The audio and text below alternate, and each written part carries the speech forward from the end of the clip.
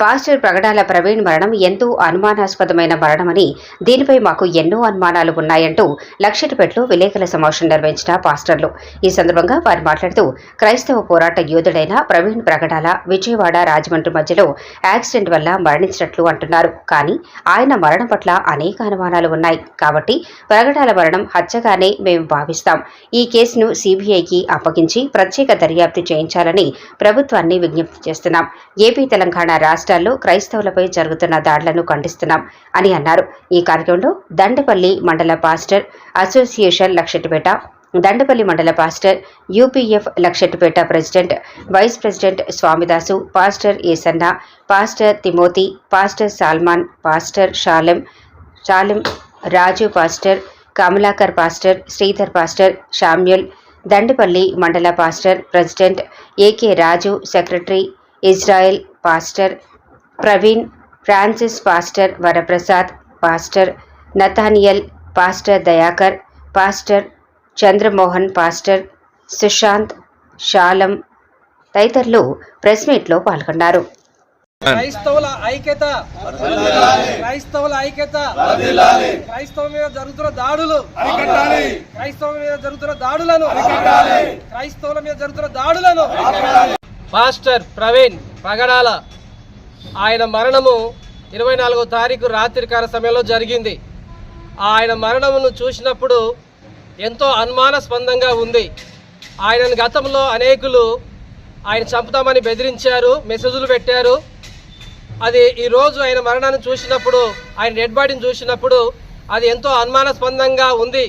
కాబట్టి ఈ యొక్క విషయాన్ని ఆంధ్రప్రదేశ్ ప్రభుత్వం వారు, అలాగనే తెలంగాణ ప్రభుత్వం వారు కూడా క్రైస్తవం మీద జరుగుతున్న దాడుల విషయమై మేము ఖండిస్తూ ఆయన యొక్క మరణాన్ని గురించి సిబిఐకి అప్పగించి సరైనటువంటి రీతిలో దర్యాప్తు జరిగించి నిజాలు తెలపాలని, సత్యము మాకు తెలియాలని మేము కోరుచున్నాం.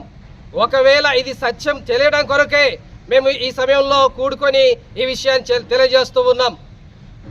పాస్టర్ల మీద జరుగుతున్న దాడులను మేము ఖండిస్తూ ఉన్నాం. ఇది నిజాలు తెలియాల్సిన అవసరం ఉంది. క్రైస్తవ మీద జరుగుతున్నటువంటి వివక్ష ఆపాలని మేము కోరుకుంటూ, మంచిర్యాల జిల్లాలోని లక్షిపేట మండల పాస్టర్స్ మరియు దండపల్లి మండల పాస్టర్స్ అయిన మేమందరము కలిసి ఈరోజు ఈ ఇస్తున్న యొక్క నివేదిక ఏమనగా, గత రాత్రి జరిగిన ప్రవీణ్ పగడాల గారి యొక్క మరణ వార్తను విని, ఆ యొక్క మరణ వార్త యాక్సిడెంట్ ద్వారా జరిగినది కాదని, అది హత్య అనే నేపథ్యంలో మేమందరము కలిసి ఒక నిరసన తెలియజేయడానికి మరియు ప్రెస్ నివేదిక ఇవ్వడానికి మేము ముందుకొచ్చాము. ప్రజలందరూ గమనించవలసిన విషయం ఏమిటంటే, గత 10 సంవత్సరాల నుండి క్రైస్తవ విధానముపై మాటల యుద్ధము జరిగింది. 5 సంవత్సరాల నుండి శారీరకమైన గాయాలు కూడా కలిగాయి. ఇప్పుడు గమనించినట్లయితే అది హత్యకు కూడా దారితీస్తున్న పరిస్థితులు ఎదురవుతున్నాయి. ఇంకా రాబోతున్న రోజులలో క్రైస్తవ మతముపై ఎలాంటి విషము చిమ్ముతూ క్రైస్తవులను మరియు పాస్టర్స్ని ఏ విధముగా జరుగుతుందని చెప్పేసి ప్రజలందరూ భయాందోళనతో ఉన్నారు. ఈరోజు మేమందరం ఇక్కడ ఎందుకు సమకూడి ఉంటున్నామని చెప్పంటే, ఈ క్రైస్తవ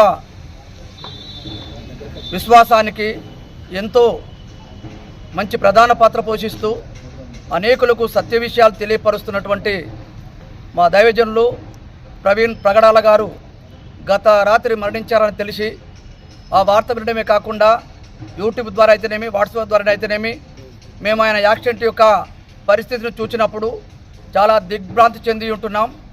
కారణం ఏం చెప్పంటే, ఆయన క్రైస్తవుల పక్షంగా అయితేనేమి, ప్రజలకు ఒక సత్యమైనటువంటి సువార్త అందించడం విషయంలో అయితేనేమి ఎంతగానో వారు మరి దైవభక్తిని చాటినటువంటి గొప్ప దైవజనులు.